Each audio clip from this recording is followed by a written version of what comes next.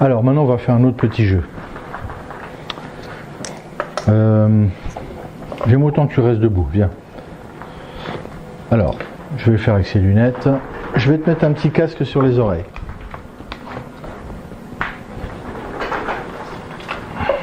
Elena, écoute bien. Tu vas entendre des petits bruits. Ça va faire bip, bip, bip. Tu vas avoir le trait rouge en même temps. Ce que je vais te demander, c'est plus de me dire où est le trait rouge. Tu vas me dire si quand tu entends du bruit, tu vois tout le trait rouge ou si tu vois des petits morceaux du trait rouge qui s'effacent. Ou des petits morceaux qui changent de couleur ou de forme, s'il devient un peu tordu. Ou bien si la lumière change. Hein, tu me diras s'il se passe quelque chose. T'as pigé, c'est bon? Oui? Regarde, je te mets ça sur les oreilles. T'aimes pas trop le bruit, hein?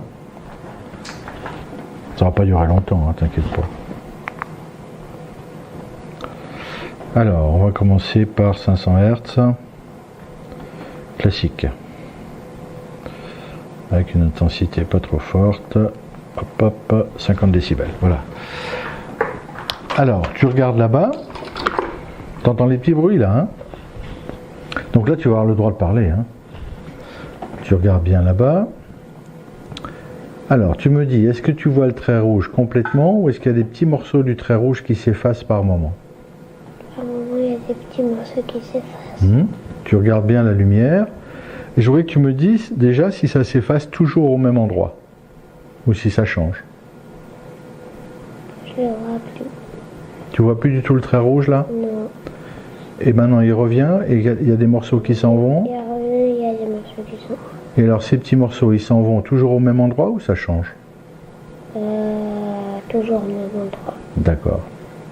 Oui, ça continue. Ouais. Alors maintenant tu vas mettre ta langue comme ça, regarde. Comme tu as fait tout à l'heure, tu sais? Fais voir. Contre les dents ici. Avance un peu ta langue. Avance encore un peu. Voilà, comme ça c'est bien. Tu regardes là-bas. Est-ce que tu vois encore les petits morceaux qui s'en vont ou pas?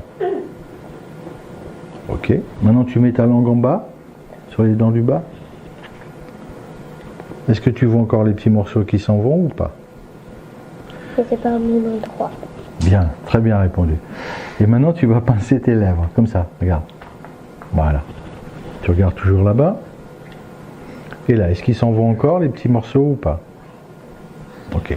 Donc on n'a pas de réponse vraiment franche au niveau de la bouche. Je vais quand même, comme le Maddox était réglé avec les lèvres pincées, je vais essayer ici. Tu regardes là-bas toujours. Est-ce que ça s'en va encore là ou pas? Ok. Ici. Est-ce que ça s'en va encore ou pas? Ok. De ce côté. D'accord, voilà, c'est très bien. Parce qu'en fait, elle a beaucoup de signes nocturnes. Hein. Donc, faut la régler le jour et moi aussi la nuit. Eh bien, le Maddox perceptif nous a appris que nous avons une possibilité de réguler la localisation spatiale visuelle en modifiant la proprioception rachidienne. Mais cette régulation est fragile puisque le fait de stimuler le réflexe syngopalatin, qui normalement va un peu dans le même sens, perturbe en fait cette régulation.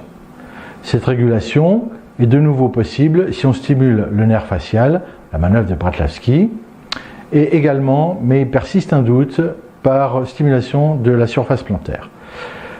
Le Maddox perceptif en position verticale est fragile. Une fois il a été réglé, une fois il n'a pas été réglé, et les semelles qu'elle porte depuis un certain temps maintenant ne sont pas tout à fait bonnes, ou du moins ne suffisent pas pour régler le Maddox perceptif. Elles seront donc probablement à revoir après.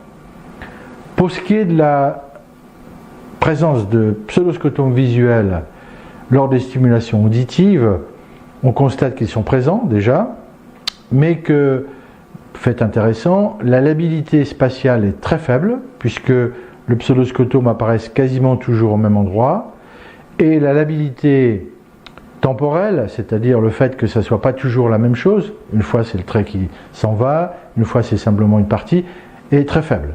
Donc l'habilité spatiale quasiment nulle et l'habilité temporelle très faible, ce qui est un élément de bon pronostic. Nous allons maintenant faire l'examen du contrôle moteur, et là aussi je vais modifier un peu la stratégie. Normalement on examine d'abord l'aspect postural, mais là, dans la mesure où la manœuvre de convergence podale demande un peu d'attention, je vais commencer par la manœuvre de convergence podale.